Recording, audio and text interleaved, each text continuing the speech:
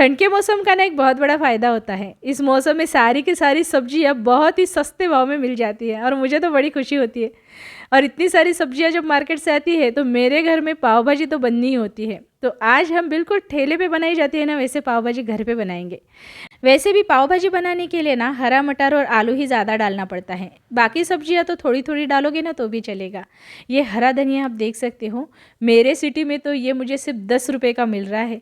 आप ये वीडियो किस सिटी से देख रहे हो और आपके यहाँ पे धनिए का भाव क्या है, मुझे कमेंट करके ज़रूर बताइएगा। अब मुझे सिर्फ लाना था पाव और गर्मा गर्म खानी थी पाव भाजी। अब पाव भाजी खानी है तो बनानी तो पड़ेगी ही, उसके बिना तो खाने को नहीं मिलती है। तो चलिए पाव भाजी बनाना शुरू करते हैं। तो मैंने आपको क्या क्या लेना है ये तो बता दिया है, अब आपको मेजरमेंट भी बताती हूँ। पाव भाजी बनाने के लिए टमाटर जो हमें लेने हैं वो हाइब्रिड वाले लेने हैं, ज़्यादा खट्टे वाले नहीं लेना है। और लाल कलर के पके हुए टमाटर लेने हैं, इससे पाव भाजी का रंग बहुत अच्छा आता है और पाव भाजी खट्टी नहीं बनती है। तो यहाँ पे मैंने 4 टमाटर तो लिए हैं, लेकिन मैंने 3 ही इस्तेमाल किए थे। और जितने टमाटर लिए हैं उतने ही प्याज लेने हैं। तो मध्यम आकार के टमाटर हैं और मध्यम आकार के प्याज लिए हैं। और ये जो आलू है ना, मैंने 4 लिए हैं। तो सबसे पहले ना हमें मटर को छील लेना है। मटर हमें ज़्यादा मात्रा में डालना है। मैं 1 कप मटर यहाँ पे लेने वाली हूँ। अब ये इतना सारा मटर छीलने में बहुत टाइम लगेगा, या तो आप अगले दिन इसे छील के रख दीजिए, या फिर आपको एक ट्रिक बताती हूँ, आपके घर पे अगर बच्चे हैं ना तो उनको काम पे लगा दीजिएगा। तो आज संडे था तो मेरी बच्ची को छुट्टी थी, इसलिए उसको लगा दिया है काम पे। यहाँ पे बाकी की तैयारी करना शुरू कर देते हैं। तो इसके लिए मैंने यहाँ पे प्याज लिया है, इसको मैंने रफली इसलिए चॉप कर लिया है क्योंकि इसे मैं चॉपर में चॉप करने वाली हूँ। पाव भाजी के लिए जब भी आप प्याज को चॉप करें ना तो चॉपर में ही कीजिएगा, या फिर अगर आपको नाइफ से ऐसे बारीक बारीक चॉप करना आता होगा ना तो आप कर सकते हो। लेकिन चॉपर से अगर चॉप करोगे ना तो पाव भाजी का जो टेक्सचर है ना बिल्कुल ठेले पे जैसे मिलती है वैसा ही आता है। तो यहाँ पे प्याज हो गया है, अभी टमाटर को भी उसी तरह से चॉप कर लेंगे। लेकिन इसे ना मिक्सी में बिल्कुल भी नहीं घुमाना है, इसकी पेस्ट नहीं बनानी है। अगर आप पेस्ट बनाओगे ना तो पाव भाजी का टेक्सचर और टेस्ट दोनों बिगड़ जाएगा। तो ऐसे ही रफली इसको चॉप करना है। यहाँ पे प्याज और टमाटर दोनों रेडी है, और शौर्य को जो मटर मैंने छीलने के लिए दिया था ना वो भी उसने मुझे करके दिया है। इससे ना 2 फ़ायदे होते हैं, एक तो बच्चे शैतानी कम करते हैं और काम करना भी सीख जाते हैं और हमारा काम भी थोड़ा आसान हो जाता है। तो ये पूरा मटर 1 कप है। यहाँ पे हमें जो आलू यूज़ करना है ना वो कच्चा ही यूज़ करना है, इसीलिए हमें छील के लेना है।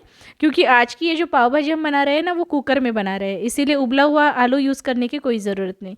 और ये जो फ्लावर मैंने लिया है ये मैं आधा ही यूज़ कर रही हूँ, ये पूरा 250 ग्राम था तो मैंने आधा ही यूज़ किया है। अब इसके साथ साथ हमें इसमें अच्छे कलर के लिए बीट का इस्तेमाल करना है। लेकिन अगर पाव भाजी में आपको बीट का टेस्ट अच्छा नहीं लगता है तो इसकी जगह पे आप जो लाल मिर्च पाउडर यूज़ करोगे ना तो वो कश्मीरी लाल मिर्च पाउडर यूज़ कीजिएगा। उससे पाव भाजी को रंग भी अच्छा आएगा और पाव भाजी ज़्यादा तीखी नहीं बनेगी। लेकिन मैं इस पाव भाजी में ना लाल मिर्च पाउडर कम इस्तेमाल करने वाली हूँ, उसकी जगह पे मैंने बीट का इस्तेमाल किया है। इससे रंग अच्छा आता है और लाल मिर्च पाउडर ज़्यादा नहीं डालना पड़ता है। अब ये सारी सब्जियां हम कुकर में पकाने वाले हैं, लेकिन जो तड़का लगाएंगे ना वो हम कुकर में नहीं लगाएंगे, वो कढ़ाई में लगाएंगे। तो ये सारी सब्जियां पहले मैंने धो ली थी, उसके बाद मैंने बीट डाला है। बीट को छील लिया था तो धोने की कोई ज़रूरत नहीं है, पहले ही मैंने धो लिया था उसके बाद छील लिया था। अब इन सारी सब्जियों को अच्छे से पकाने के लिए हमें कुकर की मीडियम फ्लेम पे 4 से 5 सीटी लगानी है। अब इसको मैं दूसरे गैस पे ट्रांसफ़र कर देती हूँ और हमें यहाँ पे मटर को अलग से उबाल लेना है। इससे मटर का जो रंग है ना काफ़ी अच्छा आता है, और मटर जो है कुकर में पकाएंगे ना तो पूरी तरह से मैश हो जाएगा और इससे पाव भाजी का टेक्सचर भी बिगड़ जाता है। तो इसे अलग से ही हमें उबाल के लेना है। अब यहाँ पे मैंने 10 से 15 लहसुन की कलियाँ ली हैं, साथ में ही थोड़ा अदरक लिया है, धनिया लिया है और इसे हम कूट लेंगे। तो मैंने कूट इसलिए लिया है तो इससे ना पाव भाजी में दरदरा सा टेक्सचर आता है, जैसा ठेले पे रहता है वैसे। अगर आप मिक्सी में पीसना चाहते हो तो मिक्सी में भी पीस सकते हो। मटर देख सकते हो आप अच्छे से पक गया है। जैसे ही ये गर्म पानी में अच्छे से पक जाएगा तो इसे निकाल के ठंडे पानी में डाल दीजिएगा, तो इससे मटर का जो रंग है ना वो वैसे के वैसा रहता है। अब पाव भाजी बनाना शुरू करते हैं। तो इसके लिए कढ़ाई ली है और इसमें हमें 2 से 3 चम्मच तेल डाल देना है। तेल के साथ साथ ही हम इसमें थोड़ा बटर भी डालेंगे, लेकिन बटर हमें अभी नहीं डालना है, बटर हम बाद में डालने वाले हैं। पहले हम प्याज को अच्छे से पका लेते हैं। अब इस प्याज को ना हम लाल होने तक भून लेंगे, तो ये जल्दी से लाल हो जाए, जल्दी पक जाए, इसीलिए हम इसमें नमक इसी टाइम पे डाल देंगे। तो पाव भाजी के लिए जितना लगेगा ना उतना इसी टाइम पे मैंने डाल दिया है। इससे प्याज जो है जल्दी से पानी छोड़ना शुरू कर देता है और ये जल्दी से लाल भी हो जाता है। अब यहाँ पे कुकर की जो सीटी है ना वो भी निकल गई है। देखिए सब्जियाँ भी अच्छे से पक गई है और प्याज भी देख सकते हो आप अच्छे से लाल रंग पे भुना हुआ है। और इसमें अब हम टमाटर डालेंगे। तो ये प्रोसेस ना थोड़ा टाइम कंज्यूमिंग है, लेकिन इस तरह से बनाओगे ना तो पाव भाजी काफ़ी ज़्यादा टेस्टी बनती है। अब ये जो सारी सब्जियां हमने उबाल के ली है, मतलब पका के ली है ना, इसका पानी निकाल देना है।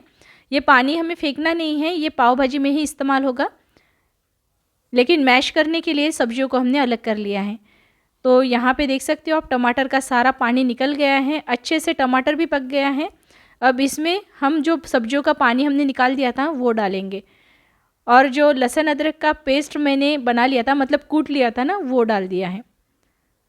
तो ये जो कूटा हुआ लहसुन अदरक होता है ना, इसका टेस्ट काफ़ी बढ़िया आता है पाव भाजी में।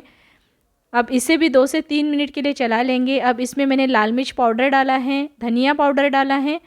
लाल मिर्च पाउडर आपके बच्चे कितना तीखा खाते हैं उस हिसाब से डालिएगा। और पाव भाजी जो मसाला आता है वो मैंने डाला है 2 बड़े चम्मच। थोड़ा सा पानी डालना है तो मसाले जलेंगे नहीं। तो मसाले 2 से 3 मिनट के लिए मैंने अच्छे से भून लिए हैं। थोड़ा थोड़ा करके हम इसमें पानी मिलाते जाएंगे।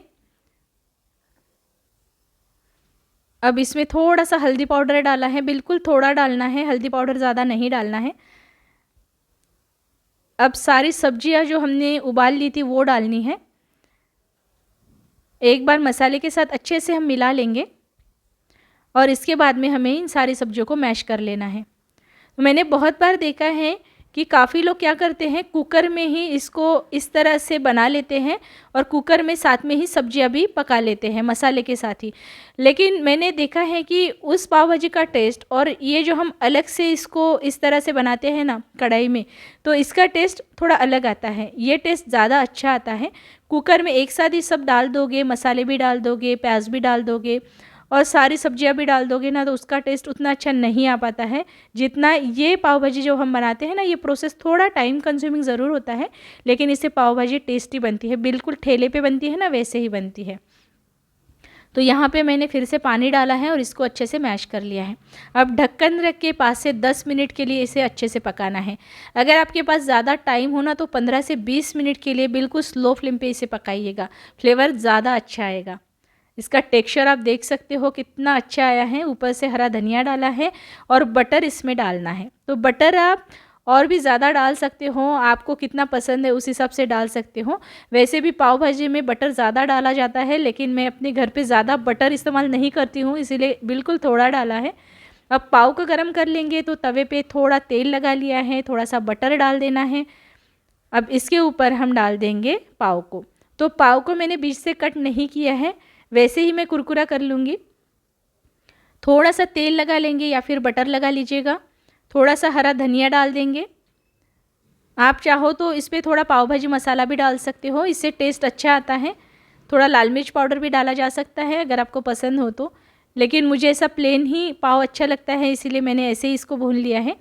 अच्छा कुरकुरा होने तक इसको भून लेना है। और ये पाव भाजी भी देख सकते हो आप हमारी रेडी हो गई है। इसका टेक्सचर देखिए, रंग आप देख सकते हो, बिल्कुल ठेले पे जैसे मिलता है ना वैसे ही पाव भाजी बनके रेडी हो गई है। तो अगर आपको बिल्कुल मार्केट में ठेले पे जैसी पाव भाजी मिलती है ना, वैसा टेक्सचर, वैसा रंग और वैसा ही टेस्ट लाना है ना, तो मैंने जो तरीका आपको बताया ना उस तरीके से आप बना के देखिए। और इसमें जो सब्जियां मैंने इस्तेमाल की है उसके अलावा आप और भी कोई सब्जियां इसमें यूज़ कर सकते हो। जैसे बहुत सारे लोग शिमला मिर्ची इसमें डालते हैं, लेकिन मेरे घर पे शिमला मिर्ची का टेस्ट किसी को पसंद नहीं आता है, इसीलिए मैंने नहीं डाली है। लेकिन शिमला मिर्ची भी इसमें डाली जाती है, आपको पसंद हो तो ज़रूर डालिएगा। और ये देखिए यहाँ पे पाव भाजी तैयार हो गई है। आप ये पाव भाजी मेरे तरीके से एक बार ज़रूर आपके घर पे बना के देखिएगा आप एक बार नहीं बार बार इसी तरीके से बनाओगे, आपको और आपके घर वालों को ये पाव भाजी बहुत ज़्यादा पसंद आएगी। आपको ये रेसिपी कैसी लगी मुझे कमेंट करना ना भूलें, पसंद आई होगी तो लाइक शेयर ज़रूर कीजिएगा और ऐसी ही रेसिपीज़ अगर आपको आगे भी देखनी है तो मेरे चैनल को सब्सक्राइब करना ना भूलें, जो कि बिल्कुल फ्री है। जल्दी मिलते हैं, तब तक के लिए इस वीडियो को देखने के लिए आपका बहुत बहुत धन्यवाद। Bye bye.